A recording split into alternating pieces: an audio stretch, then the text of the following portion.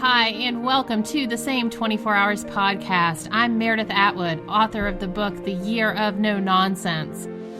I'm a former attorney turned writer, speaker, and Ironman triathlete. Although right now, all I really like to do is lift weights. We all have the same 24 hours, but it's what we do in those hours that leads to our greatest health, happiness, and success. It's my goal to crack the code on a life of less nonsense so we can all make the most of our 24 hours.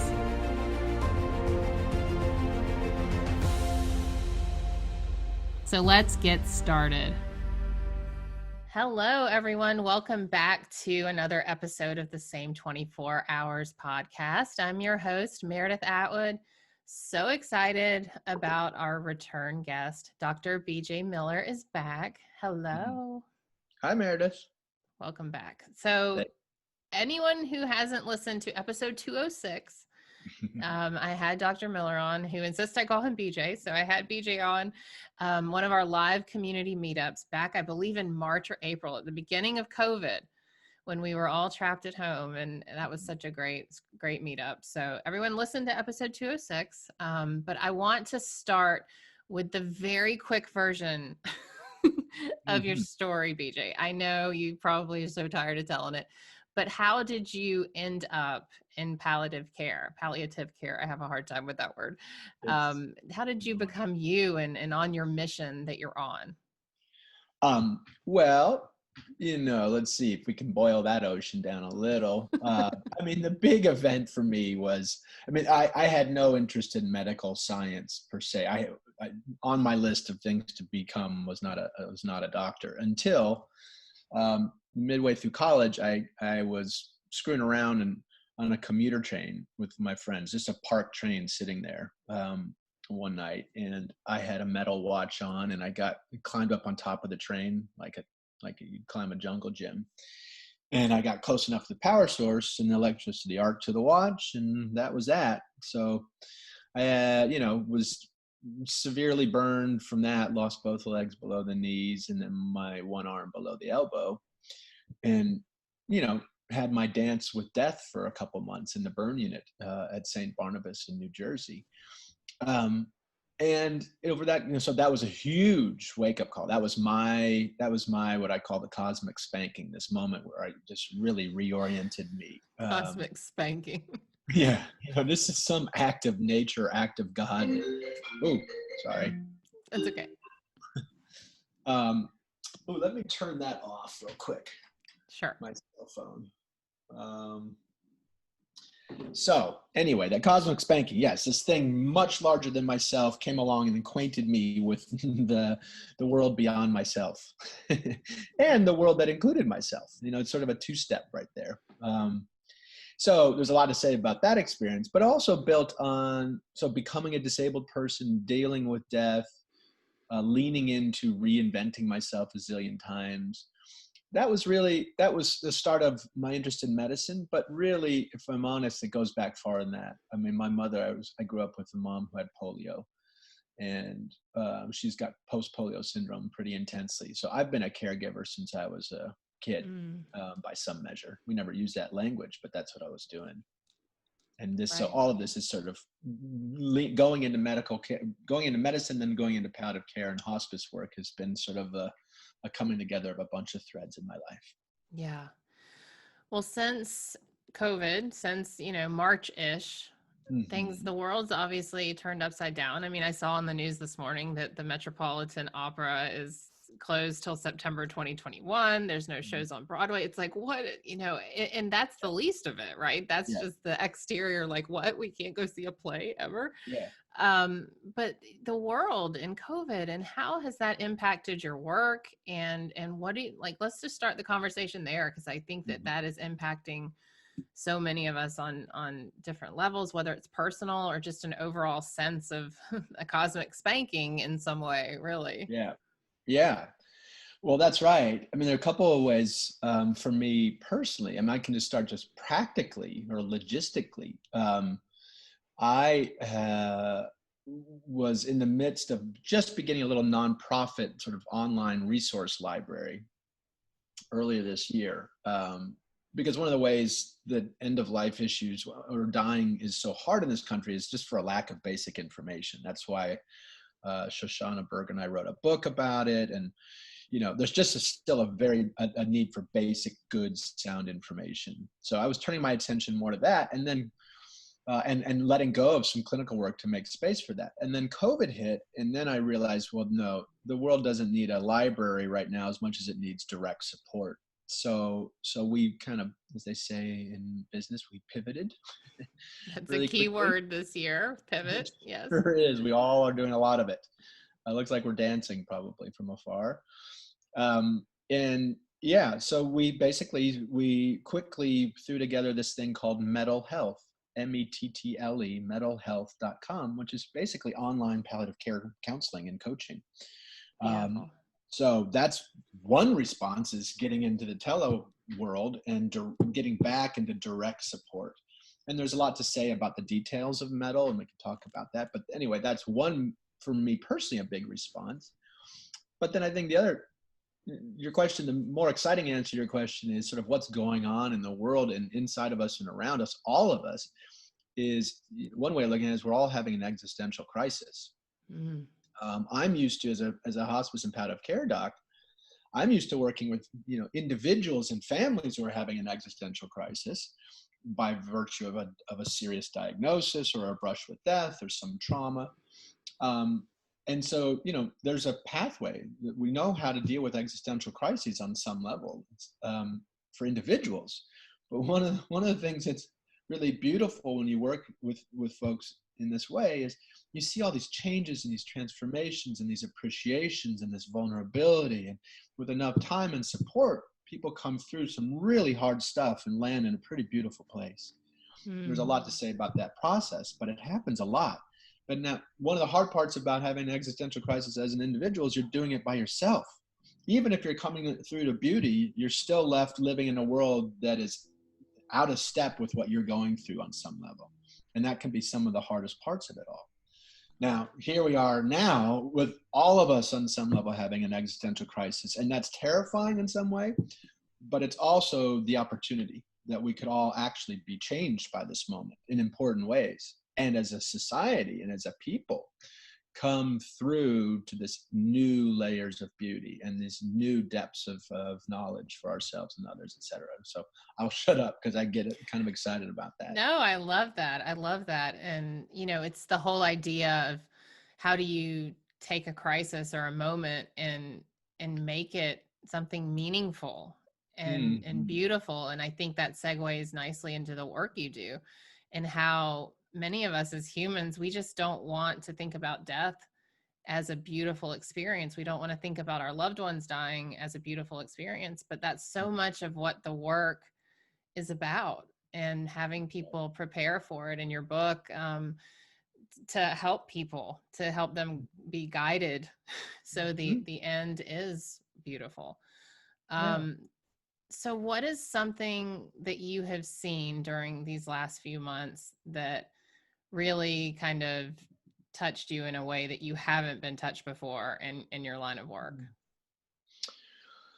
Well, I think in so many ways, it's a continuation or an amplification of what any of us in this field see at the bedside. Again, it's just happening at scale. It's happening more casually now at home and on the streets. And it's not just the stuff of an ICU bed, now these questions are, so I'm just feeling people cracking open in all sorts of ways, but I also, and myself included, but I often remind myself that we are in that, there's no shortcuts. You can't just hop, skip right to, oh, this isn't horrible. It's beautiful.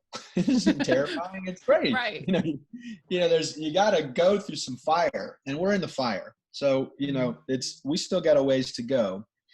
But there's a lot. So for me, I'm trying to let myself just sit with this stuff, feel it. I watch myself try to do something with it, make something from it, create the meaning, blah, blah, blah.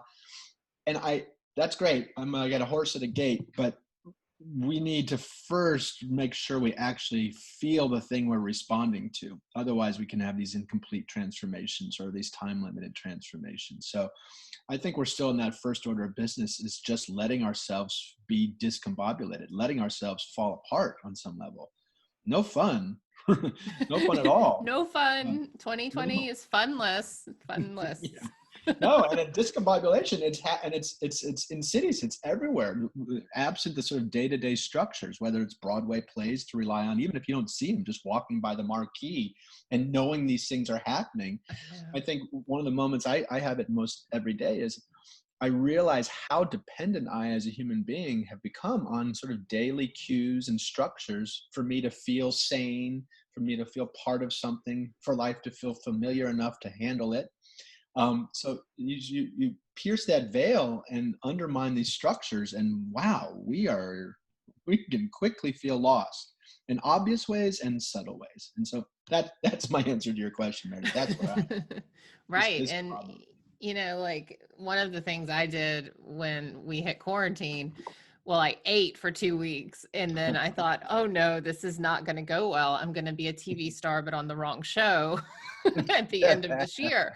And so just to what you said, I had to create those structures because I always worked out. I always went to the gym. I always did these certain things, but gyms were closed. And so just finding that way to tap into, okay, I still work out. I just go on my porch and I don't have a lot of equipment, but I can still hurt myself pretty good with a bunch of air squats, and taking that position of how can we become active in our own destiny, even when we control nothing. And yeah. And we do control our response to all this, right? To some degree. So this is our creative charge, is while we're in free fall, things are crumbling around us and all the assumptions that go with them. While we're, at some point, we can look at on this bevy of raw material that we have, all these shards, and we can start, putting things back together again. We can create new structures for ourselves, for society. I mean, there's a huge opportunity here if we hang in there, if we keep our spirit, and if we pay attention. So yeah, it's hard being structureless, but the opportunity here is we get to build new ones, and maybe these new ones could be more inclusive, more responsive, more thorough, more beautiful. Like my husband says, I don't ever have to go back to an office. I can clearly work from home all the time. And I'm like, oh, but you'll never go back to an office? Because this is my office. Do you see? Right. He might keep his job, but lose the marriage, right? It's one or the other. Mirror the job. Take your pick. Well, I want to pivot, the keyword of the year. I started reading this book, The Wild Edge of Sorrow. I don't know if you know this book. Francis Weller? Yeah. Yes. Oh, it's so beautiful. But talking about grief and maybe the preliminary to people actually passing on and dying, it is like a period of illness, maybe, or there's this preliminary grief like we're going through with COVID, or someone who's sick and then passes away. But I love this line in the book that says, loss is the other side of the coin of love.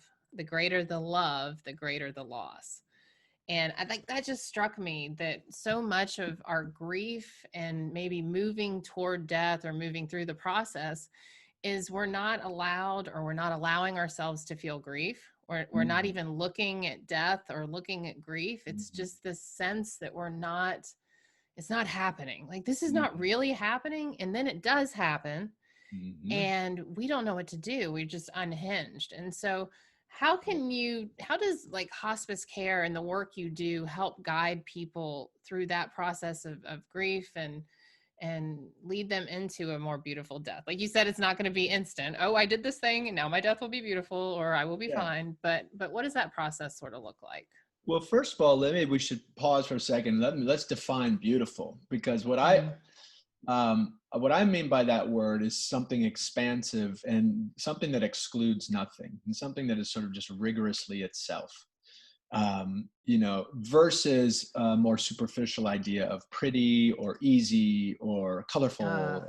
So I want to make sure, it can be pretty and colorful too, but no, the beauty I'm talking about is a beauty big enough to hold sorrow, regret, pain, and still be more than just regret, sorrow, and pain. You know, it's having access to the whole spectrum of emotion. So to me, that's beauty. Yeah. So I want to be clear. That's a big thing. And on your way to it, you know, grief is itself. I can't remember if we talked about this the first time, Meredith, but I so agree with Francis Weller's take on this. And I think the linkages here are really, really key. Grief can feel so obnoxious. But if you realize that it's directly related to love, if you see it as part of love, well, immediately you have a different frame of you may be a little less repulsed by these feelings and more appreciative of them. You know, if you want to sidestep grief, sure, you don't want to feel grief, don't love. If that's the basic math. If you want to make that choice, Wow. Good luck to you. And we'll some people do. For you. What's that? And some people do, and sometimes it seems easier. That's right. But in the long term, I've never seen that pan out for anybody. You know, but anyway, this linkage of finding a way to pull our attention to things that are otherwise at first blush repugnant or repulsive or terrifying. Grief is itself a structure. It's a way to give make a container to an otherwise really amorphous, vague suite of emotions that can be so off-putting and frightening and consuming. So seeing grief as a structure, a way to metabolize loss, a way to find yourself, to getting yourself to whole again. That's what grief is. Grief is a metabolic process, a structure to begin to handle life's realities. And if you do that, if you dare to wade into that, that's what's going to pop you out the other side into this layer of appreciation and realization of love and grief being related, and the realization that death and life are related, not at odds, which is a major, major theme. And I know I told this story the first time we talked, but I was with my grandmother and my mom when my grandmother passed away. And I know exactly what you mean about defining beauty in different ways, because there were just so many moments where we laughed. I mean, my mom and I laughed, and then she died, and and then we cried, and then we laughed again. And the funniest thing was, she was hanging on and hanging on. We were talking to her, and we knew she was going. She was breathing every 30 seconds, but it was hours and hours. And I thought, I said something, she can't let go. And we called her Mambo. And I said, Mambo, I have your purse, and I will give it to Papu, my grandfather. I will give it to him. Because she was always had her purse. Like she needed to know where her purse was. And it wasn't a minute, 2 minutes, 5 minutes, and she was gone.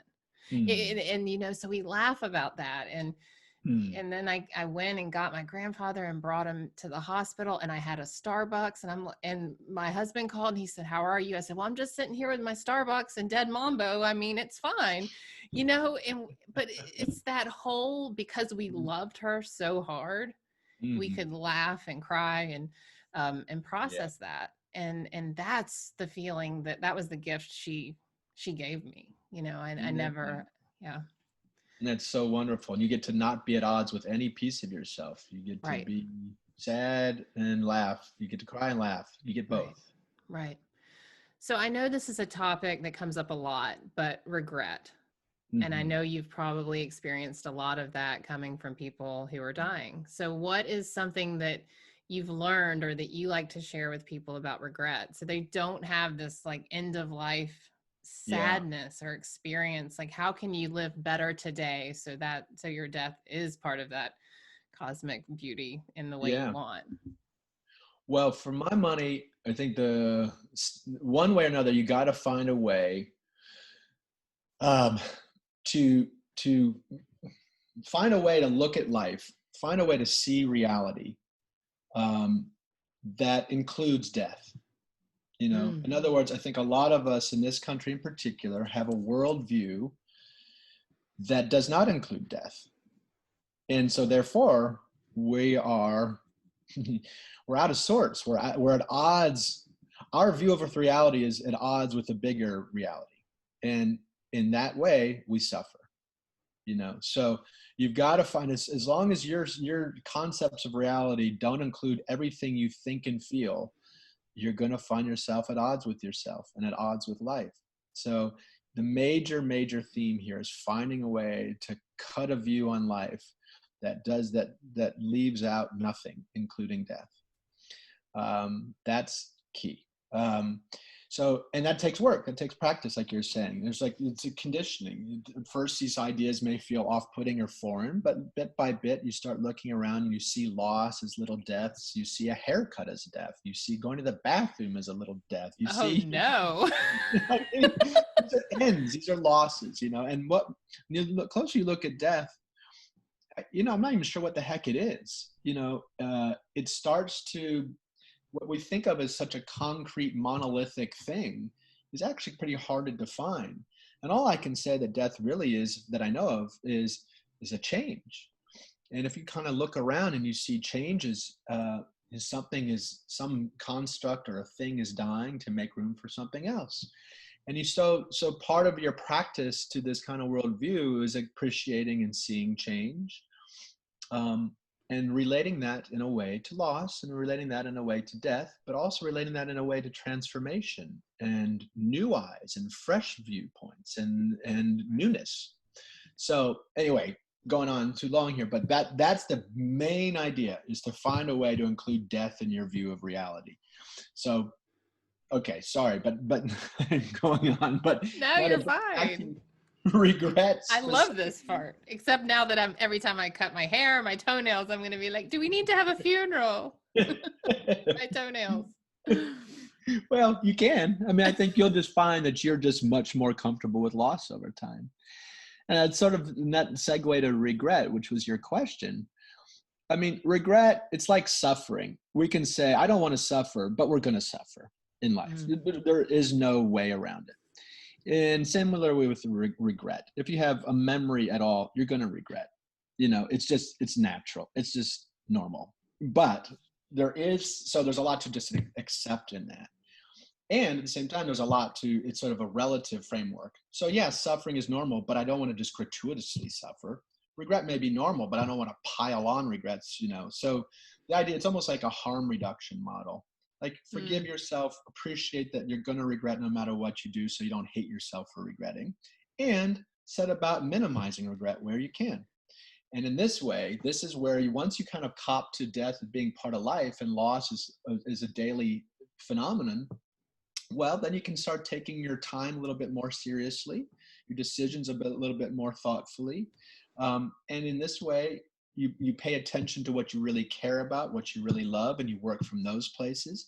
And if you do that, you will minimize regrets. And by the time you roll around to the end of your life, you will have trimmed the sails along the way. And sure, you'll be things that you wish had gone a different way, but you're not going to be tortured with, if only I had realized my time was finite, then I would have done X, Y, and Z. If I had only known death was happening. Yeah, right. If death included me, Yeah. Right.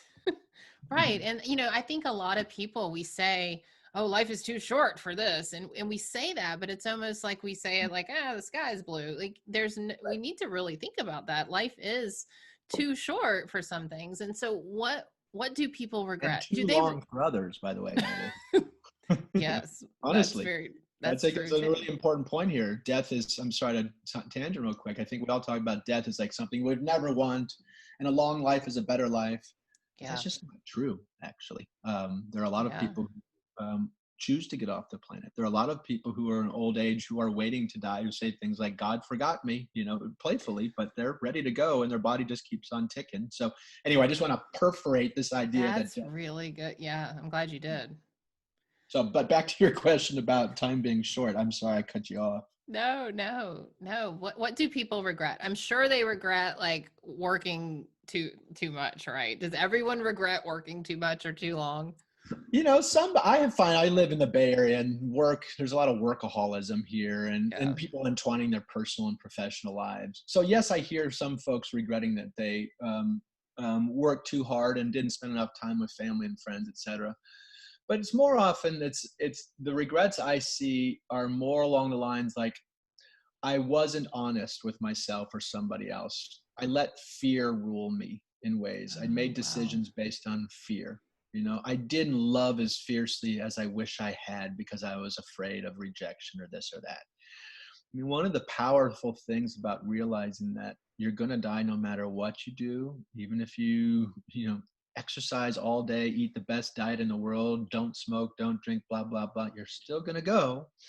And I think one of the things to cop to there is, oh, there's innocence in that. It's in other words, it's like if I do everything right, I'm not going to be rewarded with eternal life.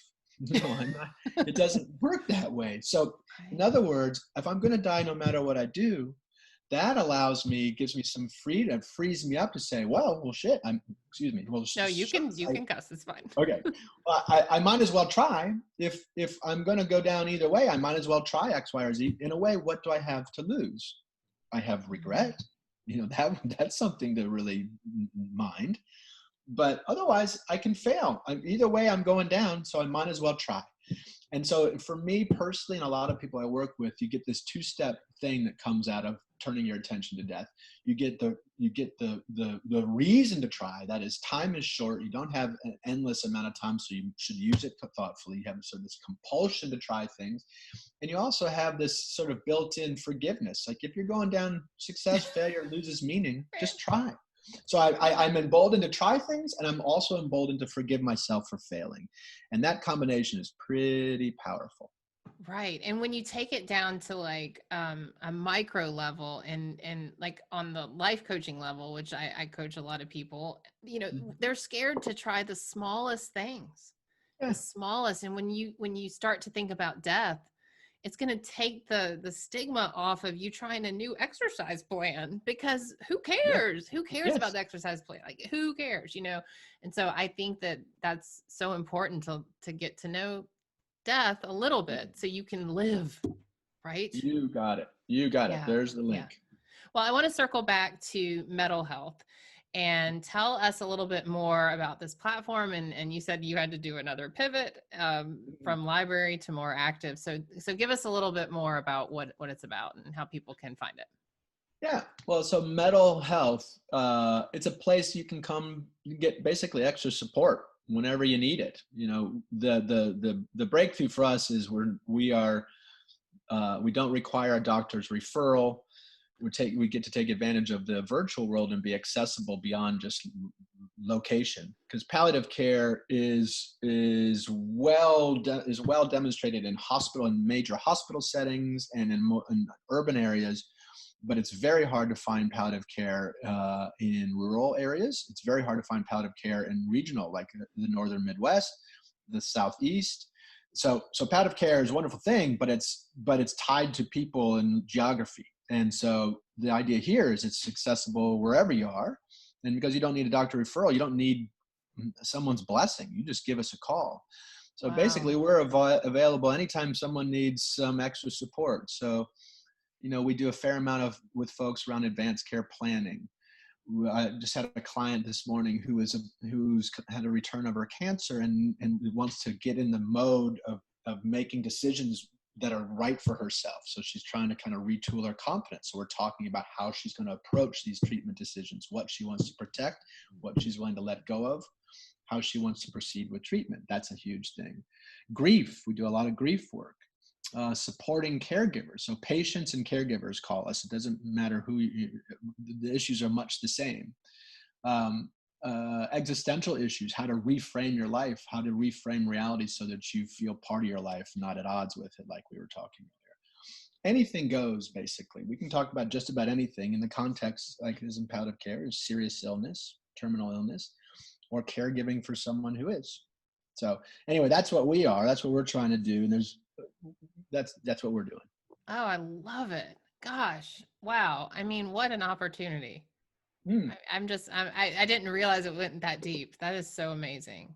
Well, I love it. I'm loving the Yeah. work. So because it's also getting me away from the clinical structures that gum up this kind of work and get in the way of the relationship between patient or client and provider. This is human to human work. We're gotten rid of some of the structures that get in the way of the clinic and the electronic medical record and the 15-minute encounters and insurance billing and all that junk. And it's just humans working stuff out. Yeah. Yeah. Well, as we round out, I'm rounding out 2020 in September.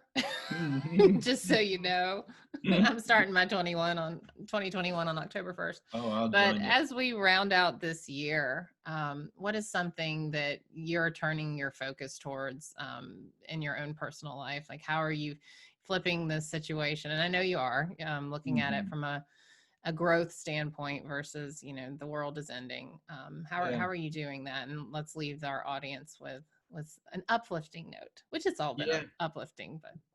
Well, we have described so much of it, really. I am reminding myself of the power of grief. I'm reminding myself that this weird feelings I'm feeling is grief, that there's and as it goes with grief, we won't feel this way forever. This is, it's not going to stay like this. As hard as things are, it won't stay like this. We won't feel like this forever.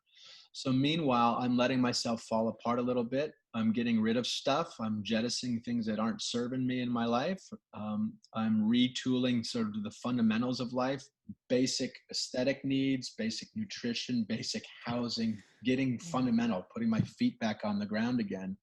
And so I can retool. So I'm letting it, for me, I'm letting COVID shake me down. I'm letting all this decay shake me down, and we'll see. I'll reacquaint with myself with the irreducible side of myself, and then I can start building again. Oh, that's beautiful.